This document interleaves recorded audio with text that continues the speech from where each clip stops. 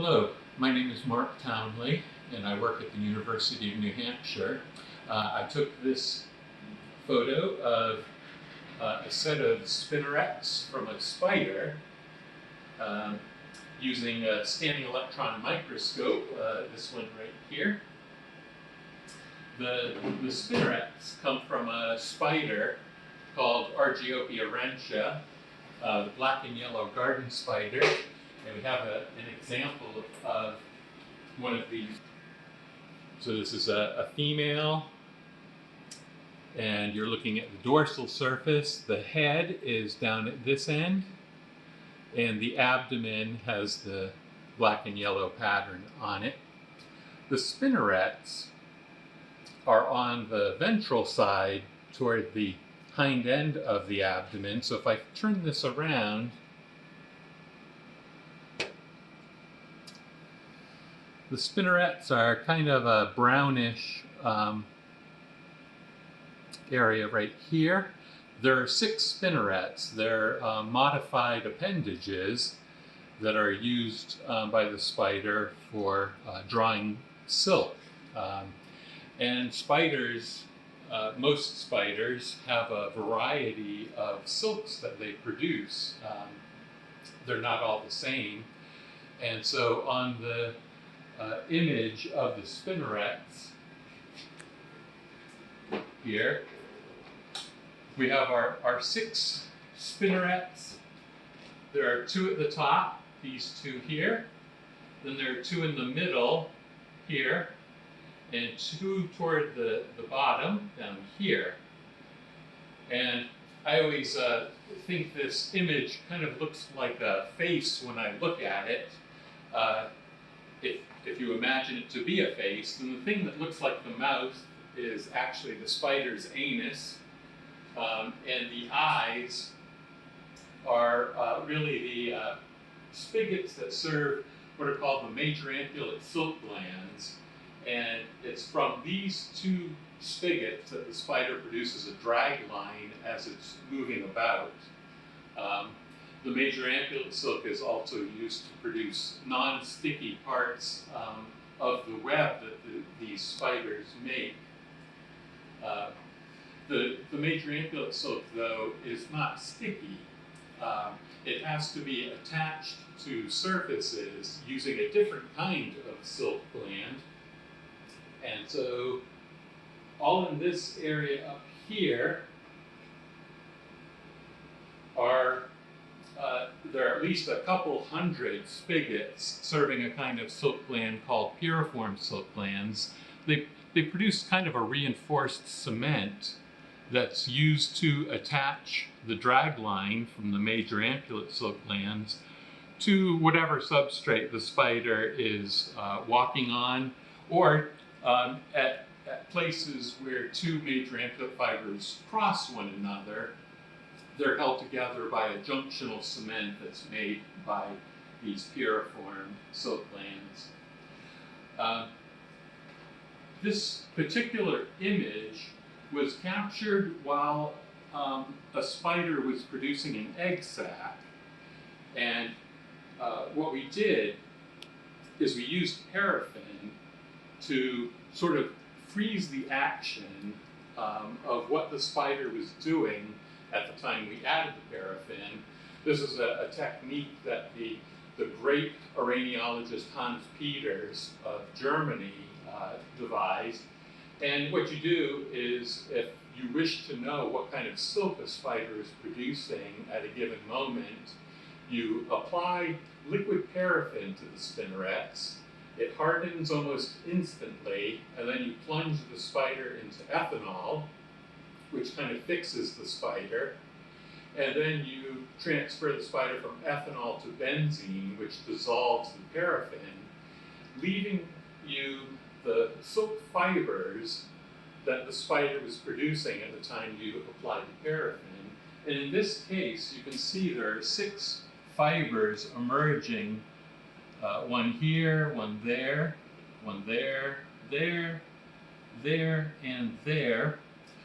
The spider has 6 silk glands of a type called cylindrical silk glands. They only occur in the female and are only used in making the egg sac. At this particular point, when we stopped this spider, it was only using those 6 silk glands. But at other times in the process of making an egg sac, she also uses some other silk gland types, including the aciniform silk glands, which are these things. There are hundreds of them here. They kind of look like, I don't know, candlesticks or sticks of dynamite. And those contribute fibers to the egg sac as well at times. But at this point, it was only the cylindrical silk. These spiders produce a kind of web that's called an orb web. It's sort of the circular web that you kind of think of as the quintessential spider web. And on an orb web, it contains a sticky spiral that insects adhere to. The sticky spiral is produced by yet other kinds of silk glands that emerge from spigots right here and over here. And it's perhaps a little hard to see, but there are 3 spigots in close proximity to one another. The 2 on the ends actually produce the sticky glue of the sticky spiral. The one in between produces a silk fiber. So as the silk fiber from a kind of gland called a flagelliform is emerging, it's being coated with sticky glue from a kind of silk gland called the aggregate silk glands.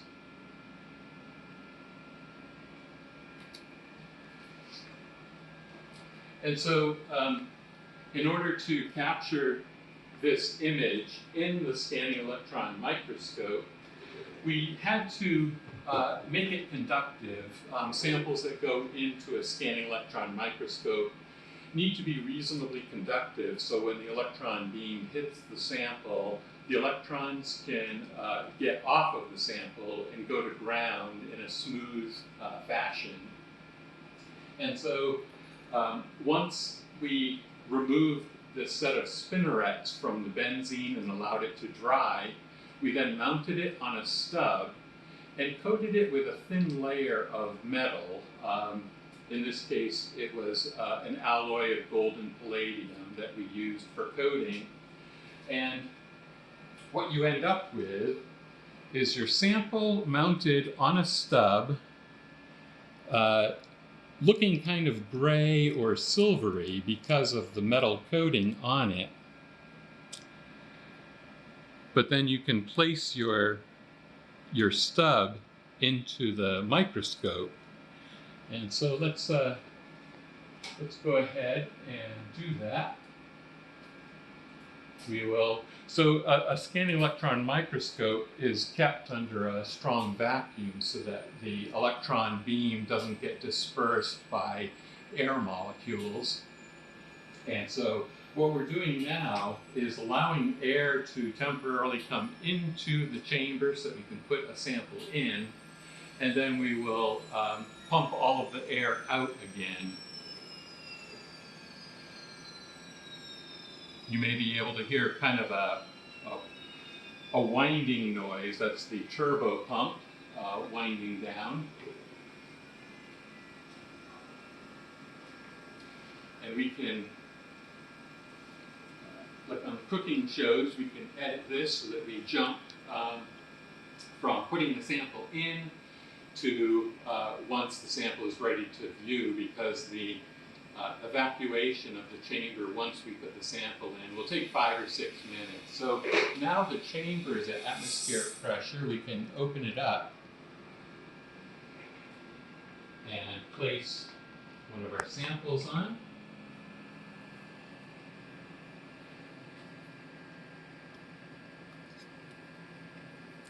Just take that down here.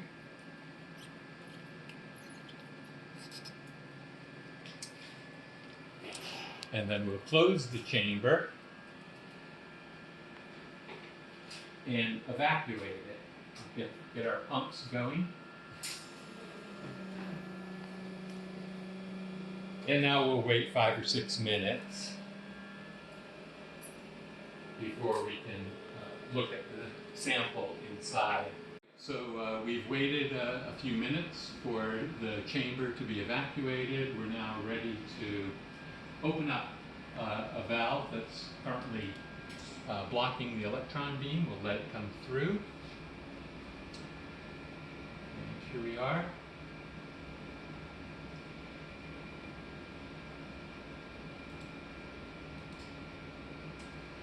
And so what we're looking at here is another set of spider spinnerets right in here. Again, there are 6 of them. 1, 2, 3, 4, 5, and 6.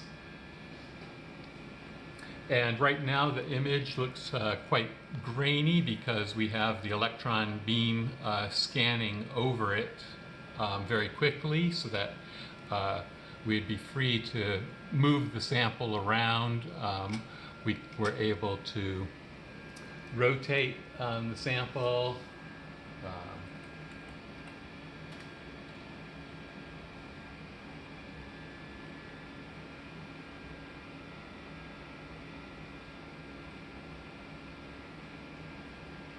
And we can tilt the sample if we wish.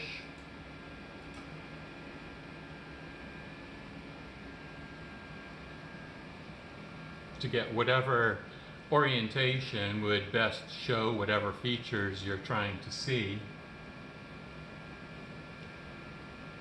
So right now we're looking at the spinnerets with a 35-degree tilt.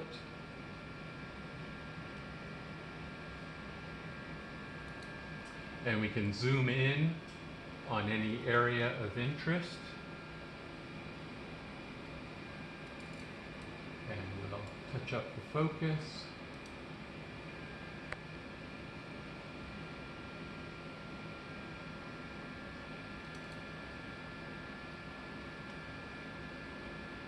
And when we get to a view that we're happy with,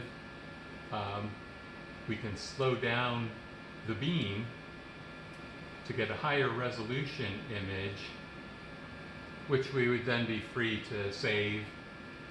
And this is how the image of the 6 spinnerets from the black and yellow garden spider was created. The spinnerets that I have in front of me right now are actually from a relative of the black widow called Steatoda. They're very different from Argiopes, but the collection of images is done in the same manner. So that's the process that we use to collect that image. I should say that I'm very fortunate to be in the position to have access to instruments like these. I work for a core instrument facility here at the University of New Hampshire. We have a number of high-end research pieces of equipment that are available for the whole research community to use. And I'm involved with managing instruments, training users to use them themselves if they wish, or analyzing samples on behalf of other people. But when no one is clamoring for me to do anything else, I work on spider silk glands primarily as part of my own research. So thank you for visiting, and I hope you enjoyed the image. Thanks.